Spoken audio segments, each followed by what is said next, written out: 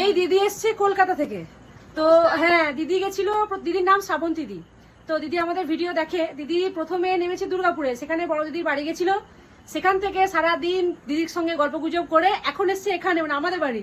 এতক্ষণ মায়ের সাথে আমার সাথে খুব গল্প হলো, কথাবার্তা হলো, সঙ্গে করে আবার মিষ্টিও এনেছে। আমাদের ঘরে গল্প এখন শেষ, এখন যাচ্ছি ছোট দিদির বাড়িতে। ছোট দিদির বাড়িতে আর একটু আগেই যেতে হতো, কারণ দিদি ছিল না, দিদি গেছিল একটু বাইরে। তো দিদি এলো, তারপরে দিদি বললো যে তুই নিয়ে আয় এবারে। আমি চলে এসেছি, তো দিদি চলে এসছে, এবার দিদিকে নিয়ে যাচ্ছি দিদির বাড়ি। আপনারা ভিডিওতে যা দেখেন একদম অরিজিনালি ওরা তাই।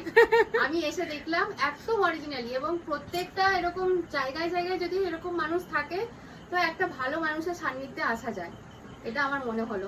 সত্যি একদম মন খুলে কথাটা বললাম। আর এই মাসিমা, রিয়া, এদের তো তুলনাই হবে না। সত্যি এদেরকে যে আমি ভিডিওতে দেখেছি, আমার অন্তর থেকে মনে হলো যে আমার আশাটা সার্থক হলো। আমাদেরও ভালো লাগছে যে শুধুমাত্র আত্মার সম্পর্ক নয়, মানে যে ওনার সাথে আমাদের কোনো ব্লাড কানেকশন আছে সেরকম নয়।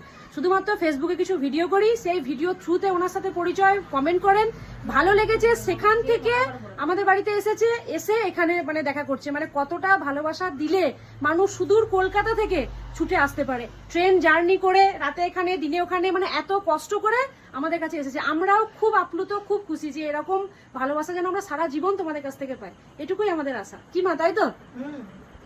তাই তো, খুব ভালো লাগলো এসেছে। আমার এত ভালো লাগলো যে মেয়েটি আমার ঘরে আসবে, কাকিমা করে ঢুকছে, আমার যে কি আনন্দ লাগলো সে আর বলে কাজ না। কিন্তু সেই মুহূর্তে ভিডিও নিতে পারিনি, ভুলে গেছিলাম। তারপর এখন মনে হলো যে না, একটা তো ভিডিও নেওয়া দরকার আছে।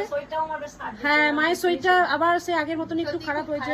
হ্যাঁ, মায়ের শরীরটা একটু খারাপ, তার মাঝখানে কাশি আসছে। হ্যাঁ, মায়ের শরীরটা একটু খারাপ।